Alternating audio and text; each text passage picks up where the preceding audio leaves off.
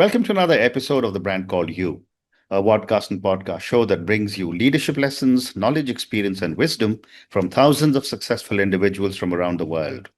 I'm your host, Ashutosh Garg, and today I'm delighted to welcome a senior and respected professional and an author from Las Vegas, USA, Mr. Stephen Rolle. Steve, welcome to the show. Thanks for having me on The Brand Called You. I appreciate it. Thank you. Steve is an entrepreneur, investor, and the host of the Roll with Steve podcast. He's an author of an upcoming book titled The Future You Choose. So, Steve, my first question for you. You grew up in a low income household in Washington, D.C. How did that environment shape your mindset about money and success? My whole mindset as a kid was all about helplessness. It was all about being a subject, living at the mercy of other people. And so when you think about the mindset of success, it's the exact opposite. There was no agency in my household growing up. Hmm. Things were happening to us. It wasn't us in control of anything. Hmm. And I'm a firm believer today that any business owner has to start with agency. And there's a future that you have to reject before you after the one that you choose. Yeah. And it requires you to have agency to understand that you may have grown up as a victim, but you're never going to be successful in business if you continue to be a victim. You are in control of your own destiny, of your own life. And so that had to change for me. And the way I grew up was very different from the way that I see the world today. Very interesting. Well said. And at what moment did you realize the traditional safe job path was not enough for you? The safe job path is sold as security, when in reality it's everything other than security. The Correct. only thing you get security is when you're in control to be the one that decides whether or not you get to stay employed. But the world tells us that having a job, having a W-2, that is security. And it couldn't be further from the truth. And where do we find that to be the case? COVID happens. You see layoffs happening left and right. It's still happening today where people realize they're just a number on a spreadsheet. They're not in control, and someone else gets to decide whether or not they can provide for their families tomorrow. And so for me, I started off in the military. Coming out of the military, I knew I wanted to be a business owner where I was the one in control, determining whether or not I had a job, whether or not I Right. had income. And it Hmm. was only after I made the transition that I saw the light so much more clearly, where I realized I'm more in control now in the risky business and the side hustle and startup that I'm in than I Hmm. was when I was fully employed as a Hmm. W-2. And people get that twisted so much. Very well said. And you just said you were in the US Army. How did that stint influence your discipline and entrepreneurial thinking? The Army was a great place to grow up. There's no other job in the world where you can get that much responsibility that quickly. When you Correct. come out of college, boom, you're in charge of 50 people. You've got a $40 million property book that you're responsible for, and you're a 25-year-old kid. You Hmm. grow up really fast Yeah. under those conditions, but also you're forced into a leadership position where you have to learn that I don't know how to manage all the people that I'm in charge of. I don't know how to do their job, but I'm in charge of managing them. And it's such a great concept to understand as a business owner. We always think it's what I can do as a business owner. It's what I can do in the business. It's not that at all. At the end of the Hmm. day, you want to be the owner of that business. And the military taught me firsthand, I don't have to know how to do the things that the people I'm in charge of do in order to be successful. My job is to create the environment for them to be Hmm. successful. And in so doing, I become successful as the business owner. Hmm. Wow. And as you look back, Steve, what was the biggest mental barrier you had to overcome before you started to bet on yourself? The biggest mental barrier that I'd overcome in my life was really just this idea that going into business for yourself was a risky path. And getting past the mindset that other people were going to tell me all the reasons why the business was not going to be successful. Hmm. I've started 12 different businesses. I've never had an instance where I started a business and all the people that were doing worse around me didn't tell me how terrible the timing was, how you shouldn't take that risk, it's not going to work. And guess what? 95% of the time, they were right about it. It was a Hmm. terrible time and there was so much going on. But Right. the time that it was the most successful, I still had people telling me it's a bad time to do business. That's too much risk. Look at the world's going to change. And at some point, 19 out of 20 businesses are never going to make $1 million, but some of them are when you position yourself right. And even the ones that are successful, you will have people telling you why it's not going to work. The Hmm. people that tell you why it's not going to work, they're going to be right 95% of the time. Not because of what they thought, but just because it's really hard to build a successful business. Hmm. That's just the truth of the Absolutely. matter. But when Absolutely. they are wrong about it, Yeah. that's where the reward is reaped for those who are willing to take that risk of going out into business for themselves. And we look back at it now, that I was so wrong about that perception that I had in my mind. Great response. You've built businesses generating over $100 million in sales. What do you think separates entrepreneurs who succeed from those who quit too early? I'll tell you exactly what I believe separates entrepreneurs that succeed from those that quit too early. I always like to say this. Everybody wants to fail quickly, and they confuse that with quitting early. And what I mean by that is there is nothing in life that you do that's going to be easy if it's worth going after. It's Mm, going to take time, it's going to take repetitions, and you're going to suck at it really bad in the beginning. You're going to be terrible at it. mm, But I call this the rule of 100. There's nothing you can do 100 times that you don't become really decent at. You may not be world class, but you'll mm. become really, really decent at it. And the process of that rule of 100 is the first time I do it, it's the hardest thing I've ever done before in my life. And then I do it 10 times and I realize, you know what? There's some efficiencies in here. I've been doing it wrong this whole time. Let me try some other things. By the time you get to 50, by the time you get to 60, all of a sudden you're putting systems in place to make that so easy for you to be successful because you're realizing what works and what doesn't work. And the key here is that every time that you did it, you failed. You started at one, you failed. You did it 50 times, you failed. By the time you get to 100, the magical thing that happens is that you learn enough stuff that's not going to work that causes failure that all of a sudden you start to succeed. And Mm. that's true about everything in life, but That's particularly true. about starting a business. It's really, really difficult, and you've got to do it a lot of times before you get good at it. But a Mm, lot of people will try it 3 times, they'll try it 10 times, they'll try it 20 times, and they'll say, it doesn't work. I'm going to quit. I'm going to fail quickly. And they're quitting early before they've had time to let compound interest accumulate on the efforts that they're putting in to mm, their business. And the mm. people that are successful are the ones that understand I'm going to fail. It's okay to fail. Failure is a part of the process. And if I fail often enough and put myself in an environment where I can fail without closing the business down, I will become successful because I'm going to learn what not to do. And that's one of the most important parts. You have to have the repetition. You have to give yourself plenty of at bats to make mistakes and learn. That's the only way to learn anything. Mm. And tell me, as someone who's built so many businesses and invested in so many others, what does ownership really mean to you other than financial ownership? Look, everybody wants to be the business owner.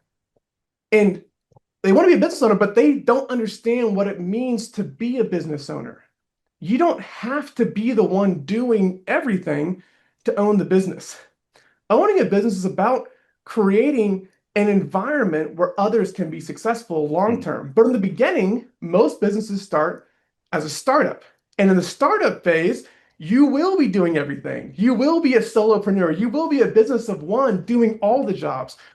There are four components of a business that you really have to have for it to be successful. I say that it's you have to have a product, you have to have a profit margin, you have to have a distribution channel, and then you have to have customer acquisition that you can do profitably. That product has to be something that solves somebody's problem, that they're willing to just hand you dollars to go and solve their problem. But yeah. if you have a good product, that's not enough. You have to have a way to distribute that product. Where do your customers all hang out? Who already knows who your customers are? You got to have that. And you have to have a profit margin. The profit margin means that they're not just giving you what it's worth to them, they're giving you what it's worth plus more on top of that so you can actually make money. And Mm, for most entrepreneurs, you have to have a profit margin as a solopreneur of at least 50%. right. If you sell something for $100, you better make $50 on that because you're gonna have to hire employees, you're gonna have a rent, you're gonna have all the systems and Right. equipment. That if you don't have 50% margins, you're gonna run out of cash and you won't be profitable when it's time to scale. And that last piece of it, the customer acquisition, don't sleep on customer acquisition because if you don't have a way to profitably acquire customers, over and over and over again, your business will ultimately fail. And the Mm. customer acquisition costs will end up exceeding the money that you're making. And you'll Mm. be doing all of this effort and not making any money. So those are Absolutely. the four parts of the system that you have to have successful business. But then Mm. you have to graduate from that, from the startup phase, once you've done those four and you've built the initial engine, and you have to then be able to start to scale the business. You want to become the owner. That means that you are not the one in the business doing everything. You're the one creating the ecosystem and the environment for the engines that you built and the people that you've hired to run those engines to be successful and build these repeatable systems that run over and over and over again. Mm. Passive income in business is possible, but only after you've built the engine and then hired people to continue to run the engine for you with the right checks and balances in place so you can manage everything but not have to do anything. Very interesting. You also say that side hustles are the safest path into entrepreneurship. How do you define a side hustle and why do you believe this?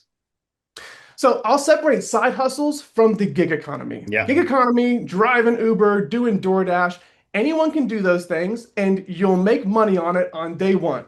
I believe everyone should have a side hustle because a side hustle, separate from the gig economy, is something that you have specific knowledge about, that Mm. either you're curious about or your employer's trained you how to do, something that you already know there's market validation for because someone's already paying your employer today to have you do it. The reason I say a side hustle is easier to do because it means that the side hustle doesn't have to be your main income source. And Mm. most entrepreneurs go wrong by putting themselves in a scenario where they have to make money on day one. Yeah. That's why you drive Uber. That's why you do DoorDash because I need money today. But the side hustle to me is different. You still have income sources elsewhere. You still have your day job. The side hustle is where you have some specific knowledge and you start to build a business that over time allows you to deliver on a service for someone where you've already been trained. So if you work in professional services today, accounting, recruiting, you're already set up to do the side hustle that I'm talking about because you have a skill set of either doing sales for that or on delivering the service. Mm. Now, if you can just get the other part of the business, if you're the one who's delivering on the service and you partner with someone who's in sales on the service and everyone can do the same things that they're already used to doing, you can have a successful business very quickly or a Mm. successful side hustle very quickly. It starts to actually bring in revenue. We've seen the data on this at this point. After looking at hundreds and hundreds and thousands of businesses that started, when people start a business and they have to learn everything and learn something new, they have to start with new relationships.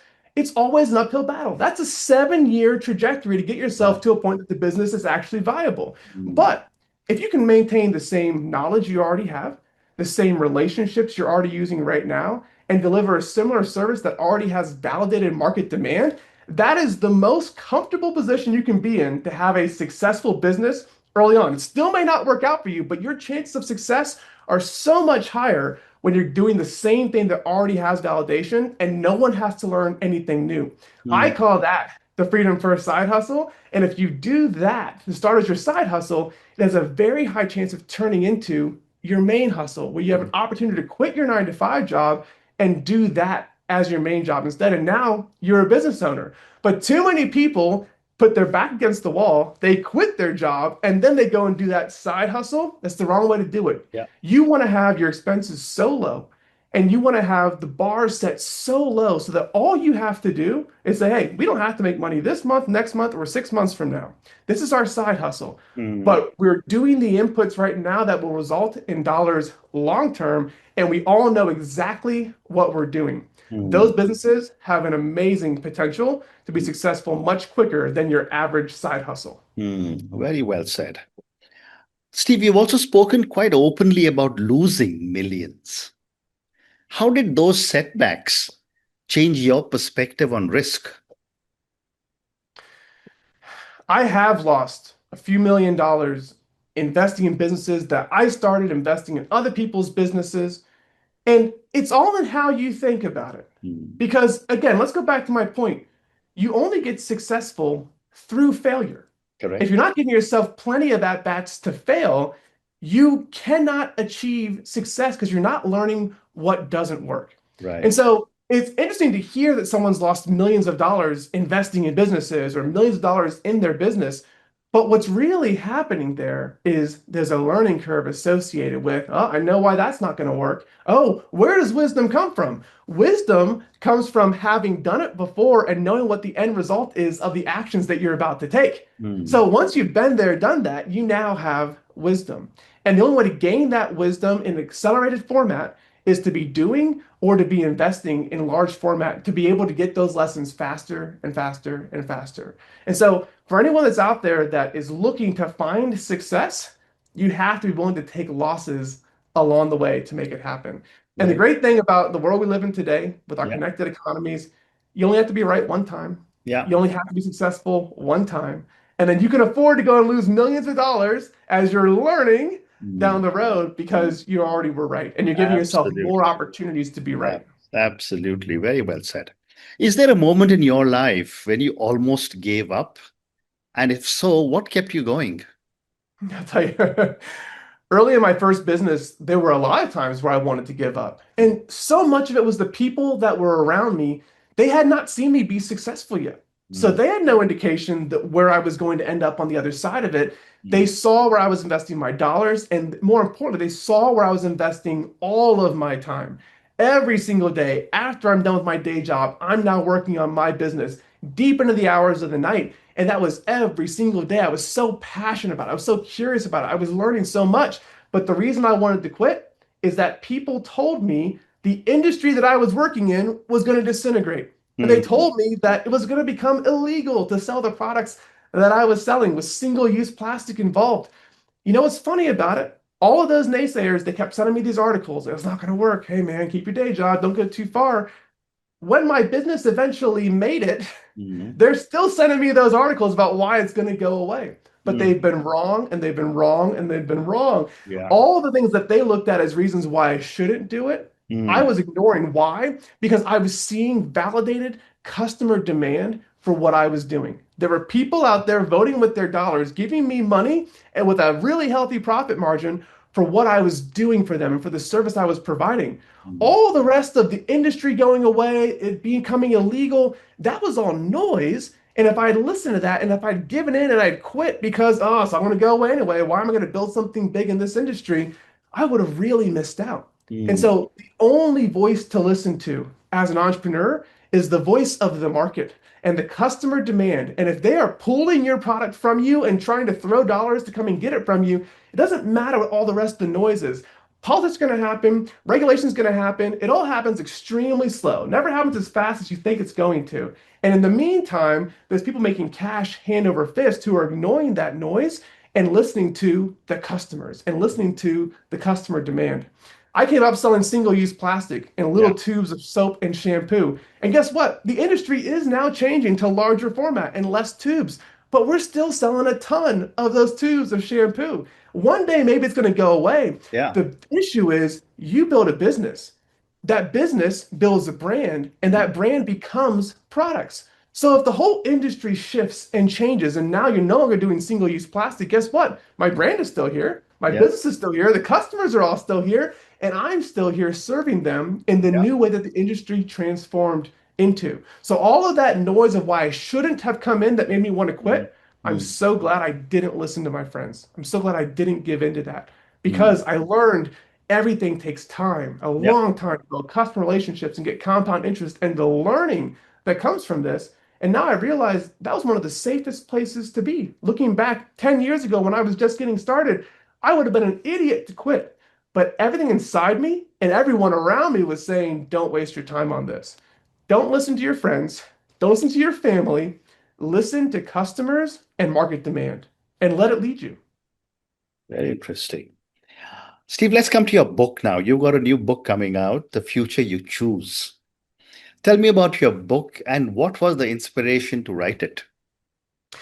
I wrote the book that I needed when I was young and hungry and early on in my career. I Mm, was so aspirational. I wanted to do so much in the world. I wanted to have an impact. I wanted to be a business owner, but I didn't know where to start and I had no money and I needed to get started somehow, some way, but I had all the aspiration in the world. I wrote the book that young aspiring business owner who still has a 9 to 5 needs to read about how to change your mindset. You're starting with zero? Great. So did I. Here's how you change your mindset to become someone who's able to build a multi-million dollar business. And Mm. then once you've built that business, how do you turn it into a machine of all these little parts that are repeating machines so it can go round and round and round and continue to make revenue for you so you have an engine that you can use and operate? Then once you've built the engine, how do you go and hire the people? And how do you get yourself to a point that you no longer have to be in the business? Because what you've built is a bunch of repeatable processes that are now being automated either with technology or Mm. with the use of hiring more humans to come and do that work. And so this book's called The Future You Choose. It's really about rejecting the future that you didn't choose, where we Yeah. started this conversation, and choosing what you want for your life, and then reverse engineering the environment for you to be successful and to achieve the things that you are choosing. It's Mm. about having agency and Yeah. understanding that you are in control of your life. If it's going well or if it's going poorly, that's the result of your choices and only your choices. And Mm. so this book is a guide for people who want more, who are grappling with, I want my day job, but I want to be a business owner. I want to have freedom. And we build the freedom first business model, help you understand the product, the margin, the distribution, and the Yeah. customer acquisition, and then how to have the test in place so you know when to quit your day job and when you can go on and start to become free and have a business that operates without you. And that's Mm. what the book is all about. I was Mm. inspired by the fact that I'd gone through this journey without really understanding myself when I built my business, what it was going to take to be successful. So this became a guidebook that Yeah. looks back at this history of one of my businesses and showcases how there's some very repeatable steps and a framework that can be followed to find success in business, but Mm. then also to make sure that your business doesn't become the same shackles that you had in your 9 to 5. And you don't Mm. get stuck with new golden shackles that you created by locking yourself in a cage. Mm. Most people's businesses end up keeping them in bondage and Yeah. captivity instead of giving them the freedom that they really wanted. And Mm. so this book's about you being in control, changing your mindset, and staying in control and building a freedom first business model that enables you to truly be free and to spend your time and your resources where it's most important to you. Mm. And when are you going to be releasing the book? Do you have a schedule? That's right. The book will be released in July of 2026. It'll be available on my website, steverolle.com. And we're really excited to launch the book. Absolutely, and good luck for that. Thank you. Steve, I have time for two more questions. Uh, how should young professionals think differently about careers today compared to previous generations? Yeah, that's a great question. And this is really how I'm going to frame my answer on this, how I would give advice to my younger self if I Yeah. was getting started again right now. This is an amazing time to be growing up and coming out of school with AI and technology, and the world's a crazy spot. But it's Mm. also very insecure for someone coming out of college who understands that, man, is AI going to take all of our jobs away? And what am I going to do for a career? Can I even have a career that's more than 10, 20, 30 years because the jobs are all going to go away? How am I going to support a family one day? I'm going to give you the answer to that right now. Yeah. Your own curiosity and your natural inclinations, the things that you are extremely passionate about, the more that you focus on finding a way to say, hey, I already am interested in this. I love this. It's not a chore for me. Naval Ravikant talks about this, where it looks like work to other people, but that thing is play to you. Pay very close attention to that. And if you can find a way to take that and learn to monetize that through a business, through a podcast, through some form of taking the thing that you're interested in, Mm. that interest, and giving yourself a long period of time of 30 years to learn how to monetize that and to do it better and better and give yourself the rule of 100 of saying, I'm going to fail and get better and increase. You want to put yourself where Naval talks about, I'm going to give myself a long-term industry where I can get long-term compound interest, and I'm going to work with people that have a long-term mindset as well. Mm. That's the mindset you have to have coming in. And so for those who are coming out of school right now, be thinking about, where is the world going? You don't want to go somewhere that the AI is already taking over. You should be learning to use AI yourself, and not so that the AI can think for you. People get that twisted and wrong. There's a right way and there's a wrong way to use AI. Yeah. Everyone thinks AI is going to turn into this like supernatural intelligence. And I'm telling you, the things that AI is doing right now, computer programmers have been doing for the last 20 years, writing scripts and having templates. So if you can focus on learning right now to start solving your problems through templates and automation, instead of trying to just tell the AI to do stuff for you, but to say, okay, what do I want to do? Let me Mm. break that down into a series of steps that I can teach the AI how to do for me. And then I can let it run an automation on that. All Mm. you're doing is building an automation and writing a script to go along with that. You could have done that 20 years ago, Yeah. long before ChatGPT ever came out. But now it's accessible to everyone to write that script without learning how to code. And Mm. so coding's taking out of it. Where is your interest? What are Yeah. you naturally interested in? Start utilizing the new technology and tools today inside that interest and Mm. start learning how to monetize that skill set, because that's ultimately you're going to be able to find success long term. And when jobs start going away, it's going to be the people that started businesses from their natural interests, because Mm. it's going to take a long time to be successful. Yeah. So if you're not naturally interested in the thing that you do, you probably are going to quit because you're not going to like it very much. So it's Mm. got to be tied to something that you're interested in. People will say, wow, you're so disciplined. And you go, no, I like doing this. And Mm. that's where you put yourself in a position to be successful. Very. So my advice is Yeah. don't pursue any career path that you don't actually enjoy. That's the worst thing you could possibly do, because you won't put your full-time effort into it and you will end up getting replaced by either someone using AI or by AI itself. But if you go somewhere that you're naturally interested, that you're willing to learn a little bit every day, 1% better every single day, Yeah. then you will become AI proof. And I can promise you that. Very interesting. And on that note, Steve, I just want to say what a fascinating conversation this one has been with you. Thank you for sharing with me your journey. I think you've given us so many interesting thoughts. It's almost like a 101 on entrepreneurship that a lot of my young viewers and listeners would be able to learn from. I'm sure all of us are going to be looking forward to reading your book, The Future You Choose. All the very best for your book. Thank you for speaking to me. Thanks for having me on. I really appreciate it, Ashutosh. Thank you. Thank you for listening to the Brand Called You videocast and podcast, a platform that brings you knowledge, experience, and wisdom of hundreds of successful individuals from around the world. Do visit our website www.tbcy.in to watch and listen to the stories of many more individuals. You can also follow us on YouTube, Facebook, Instagram, and Twitter. Just search for the Brand Called You.